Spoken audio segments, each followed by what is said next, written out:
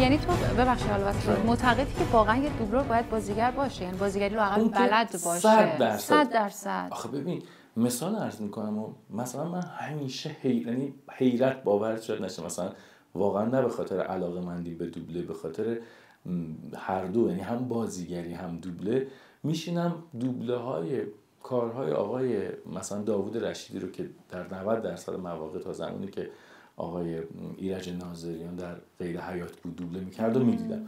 مثلا نمونهش همین هزار دستان خودمونه یا فیلم کندو که فیلم مورد علاقه من هست، همه اینا توش آقای ایرج ناظریان اصلا انگار تو ایرج ناظریان کاملا فراموش میکنی، انگار این صدا مال آقای داوود رشیدیه و خب بازیگری اینجا که داره میره جلو نه صرفا صدا و جالبه ناظریانی که جز فکر میکنم در دوبله دوم باز پدرخوانده، چون باز دوبله اولش روی نوار نگاتیو نوار سلولوید سینمایی بود، رو 35 دوبله شد، اما دوبله دومش که روی ویدیو دوبله شد آقای ایرج ناظریان جای مارلون براندو حرف زد.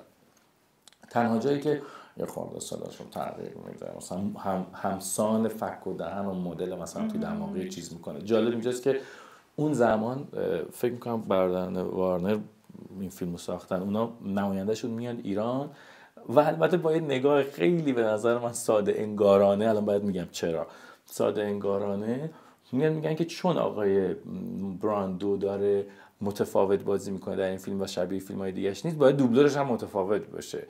بنابراین پس آقای چنگیز جلیوند کنار، بریم سراغ دوبلورهای دیگه. اما اشکال کار اونا چی بود؟ نمیفهمیدن که چنگیز جلیوند جای همین براندو هم بارها با 100 تا صدا صحبت کرده، اصلا چون اونا تو قاموسشون نیست. یعنی واقعا من فکر می‌کنم یه دونه پیتر سلرز باشه، یه دونه هم مثلا همین خدا بیامرز آقای رابین ویلیامز که صداشون رو تغییر میتونستن بدن، که البته برای ما شوخیه ولی برای اونا خیلی جذابه که مثلا پیتر سلرز مثلا تو مثلا با لهجه مثلا فرانسوی داره انگلیسی حرف میزنه، ولی موفق شدن این تغییرا رو ایجاد کنن دیگه. آره ولی اصلا بازیگراشون اصلا این استعدادو ندارن. ببخشید اینجوری دارم میگم ولی تنها جایی که ما ایرانی‌ها میتونیم ادعا کنیم تو این خیلی چیز عجیبیه.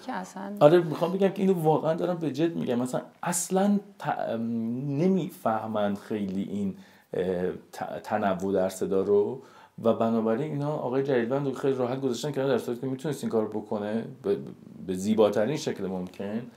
و فکر میکنم امیدوارم حرفم از روی توهم و خیال نباشه، نمیدونم چرا فکر میکنم ما بعدها آقای جعفری که در واقع مدیر مؤسسه قرنویتس هستن در ایران که خیلی علاقه‌مندن به دوبله، بعدها اومدن این رو انگار با صدای آقای جلیوند دوبله کردن. فکر میکنم، مطمئن نیستم ولی تو ذهن من اینطوری هست و امیدوارم این کار کرده باشن. حالا تو دوبله نخستین آقای نوربخش که خیلی دوبله خوب ولی نقشای درجه 2 مثلا میگفتن انتخاب میشن برای جای پدرخوانده که با همین تقریبا تونالیته صدایی که آقای ناظریان حرف زدن حرف میزنن. حالا چرا اینا رو گفتم؟ می‌خواستم بگم آقای ناظریان همیشه با صدای خودش حرف میزد، تقریبا هیچ وقت صداشو تغییر نداد مگر در لحن و اینا. ولی این آدم بدون هیچ تغییری انقدر اکتور بود که در جلد اون نقش قرار میگرفت و بنابراین میتونست جای مثلا سیلوستر استالونه حرف بزنه، با همون صدا بیاد جای آقای رشیدی حرف بزنه و هر دو رو باور کنی، اما چیزی درونش تغییر میکرد. یا جای پیتر فالک در اون فیلم معروف سیدنی لومت توی فیلم شبکه حرف بزنه و تو بیای باور کنی، هم جای جوون هم جای میان سال. آره واقعا حیرت انگیزه بدون تغییر صدا. همه اینا رو گفتم برسیم به این مرحله که پس ما حتما نیاز داریم که اکتور باشیم. یکی از نقاط ضعف دوبلورهای جوان اکنون اینه که میزان دانش و تجربه بازیگریشون کمه یا هیچه و چه چیزی مخربه که همه دوبلورهای جوان‌تر سعی کردن ادای دوبلورهای قدیمی رو در بیارن، نه در تونالیته صدا فقط، البته در لحن و آهنگ و شیوه سخن گفتن. همین خیلی به دل نمیشینه متاسفانه. و این لحن و آهنگ هی تکرار شد.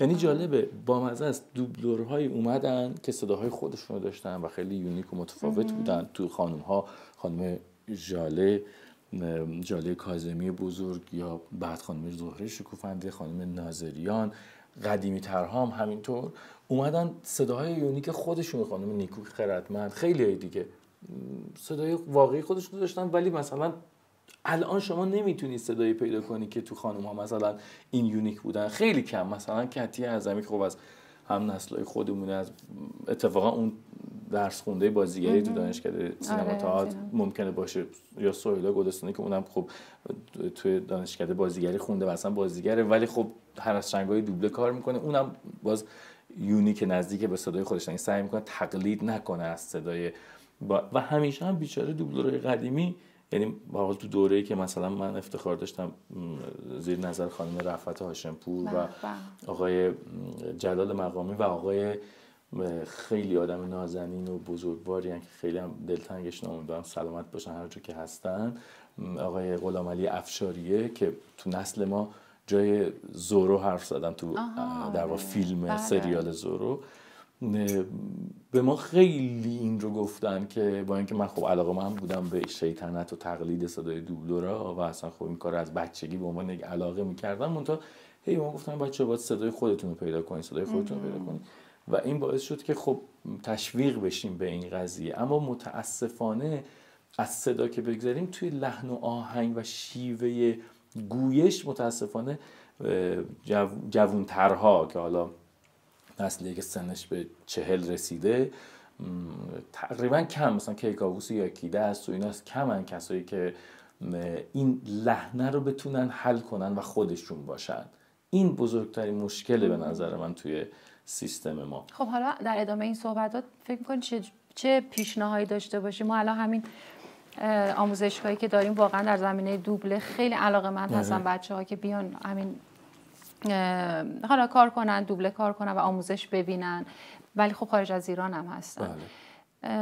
فکر میکنی باید چی کار؟ خب میدونم پس الان معلوم شدش که باید حتما یه آموزش بازیگری ببینن، حداقل یه چیزی از بازیگری بدونن. درسته؟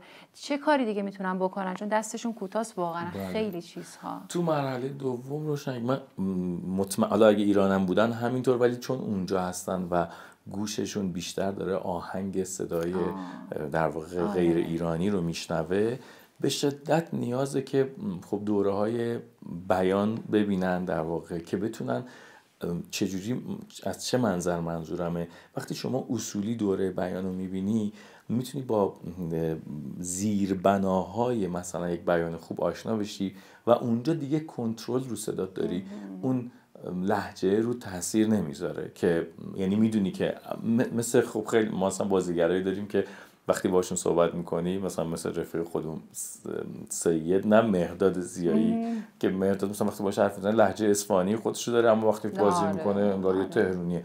میخوام بگم اینقدر تسلط داره آدمه که هم نرمال میتونه لهجه‌ای که حالا تو زندگی عادیش داره استفاده میکنه رو داشته باشه، هم میتونه در واقع کنترل کنه اونو و فارسی سلیس صحبت کنه. حالا یکی میخواد مثلا فرضاً عرض میکنم به عنوان مثلا فرض کنید یا اکتوری مثلا نوید محمدزاده یا حامد بهداد، اینایی که مثلا خورده نقشای آدم‌های خیابونی و به قولی معذرت می‌خوام حالا از واژه عامیانه مثلا لات و لوتو بازی میکنن، یهو میری تو شهر می‌بینی همشون نوید محمدزاده‌ن، همه حامد بهدادن، یعنی اینجوری احساس باور میکنی دیگه. خب اونا رو هم میشه تقویت کرد، یعنی مثلا براشون فیلم گذاشت که ببینن که تو تهران امروز چطوری دارن صحبت میکنن آدما. مثلا من یادم تو اون دوره‌ای که توی یکی از این دانشکده خبر که گذاشته بودیم، من خواهش کرده بودم که بچه‌ها یه قسمت از فیلم دربند آقای فامیلش فراموش کردم الان میگم، کارگردان خیلی خیلی خوبه سینما که بیشتر فیلم‌های نچرال ولی داستانی کار میکنن. بازی‌ها تو فیلم‌های ایشون خیلی بازی‌های ریل و واقعیه. بعد بچه‌ها اینجوری که اینا که دارن خیلی عادی حرف میزنن، گفتن همینو میخوام یاد بگیرین که خاصی که ازشون به جای اونها حرف باورت نمیشه، باور خودشون ذوق کرده بودن، برای اینکه همشون داشتن با صدای خودشون حرف میزدن و دیدم مثلا چه میدونم بازیگرای خیلی خیلی بدون ادا اطوار خیلی ریل تو این فیلم بازی میکنن. خوب میتونه باشه دیگه خیلی. اما در جهت عکسیست که توی ایران داره دوبله اتفاق میفته، چون دوبله هایی که توی ایران داریم میبینیم دوبله های در واقع منعطف به سمت آهنگ و صدای خارجی و ادا اطوار.